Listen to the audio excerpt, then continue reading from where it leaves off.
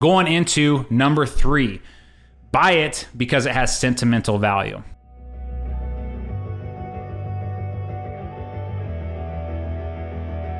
When you look at your operation, yes, guys, I get it. There is a lot of sentimental value in everything that you have built. So for example, our family feed yard went bankrupt in 2005. My granddad started it back in the 50s, but my dad spent his entire life. He never left Tribune, Kansas. He spent his entire life building that operation, building up the entire feed yard. It sits on 160 acres. There's, there's like 100 plus pins there, and all the alleys and bunks and everything there. My dad, that's his life's work, right? And now it's just rotting. It's just completely just destroyed, hasn't been taken care of. And the guy wants to go out there and tear it down. Well, that's because he built it, right? There's sentimental value in that quarter of ground to him because he spent 40 years of his life there, right? And I totally get that. Now, the problem with it though, is when we're making those decisions based on purchasing assets or doing anything because it has sentimental value, okay, we've had multiple people on the phone wanting to buy into the family operation, wanting to buy the grandparents' ground, wanting to do this, wanting to do that, because they look at this piece of ground and they know that their grandfather farmed it, or their dad has farmed it for 3 decades, and they want to be able to buy that ground or inherit it or whatever, right? And they're willing to pay a premium in order to get that done. Now, why is this a problem? Well, again, it goes back to making those emotional decisions. It may work one time, but long-term, doing that repeatedly over and over and over again, you're gonna lose. You're gonna lose, and you're gonna regret those decisions, because those decisions, most of the time when people are making those decisions on sentimental value, it's when emotions are really high, right? And they gotta make a decision, we gotta move on this now. Again, we go back to making sound financial decisions and make sure that you're making those decisions based off of the facts and the numbers, because you know the numbers, and not just how you feel about the ground or feel about the asset or feel about your grandpa farming it or whatever. The legit and professional farmers and ranchers that are business owners, it does not matter if they've had ground in the family for 3 or 4 generations. If they need to make a financial move and let go of that ground, there's no thinking about it. And the reason is because, yeah, it may hurt them a little bit because, man, it's like, oh man, I'm letting go of 3rd, 4th generation ground. But the back end of that though is if they're making a sound financial business decision, they're also securing their children's future. I mean, that piece of ground, it worked for the last 3 generations. Maybe it doesn't work for the next 3 generations. And it's my job right now not to protect what everyone has built, right?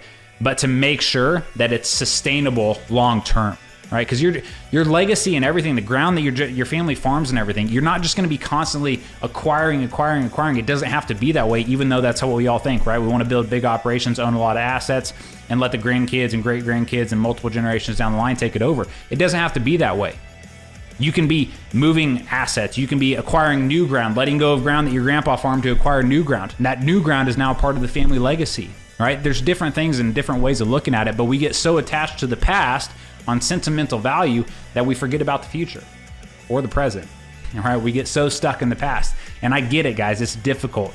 But at the end of the day, if you want your kids to take over a sustainable and profitable operation, you have to start letting go of the emotions that come with purchasing assets that have sentimental value and go straight into, hey, what are the facts here? What are the numbers?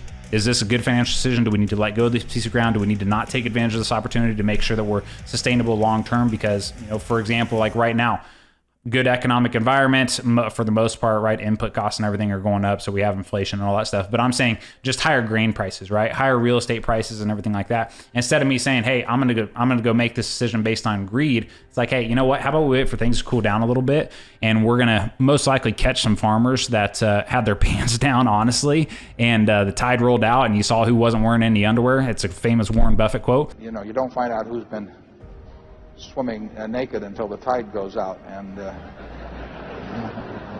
all of a sudden now you see everybody exposed financially. Who made decisions when times were good that cannot cash flow those assets when times are bad? That is where our members, I want to make sure that we're in a position to have an opportunity, because that's where you can grow your farm operation or your business the right way when everybody else is struggling, right? And that's what legit business owners do. That is how they think. We're calm, we're patient, we're making decisions based off of what the numbers are. Before we make any financial decision, we are updating our numbers and making sure that we know exactly where we're at. So my friends, that concludes today's video. I hope you found it valuable. I hope it makes you think about some different things that you need to do. At the end of the day, it's in the numbers.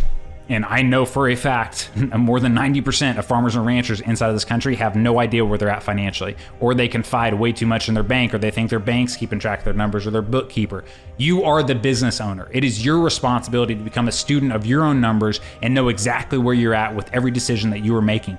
And other people are counting on you to do this. So quit passing this off to your banker, bookkeeper, accountant, or whoever. It's your responsibility. So get it figured out, get it solved, because the price that you will pay long term if you do not do this, you don't even want to know what it is.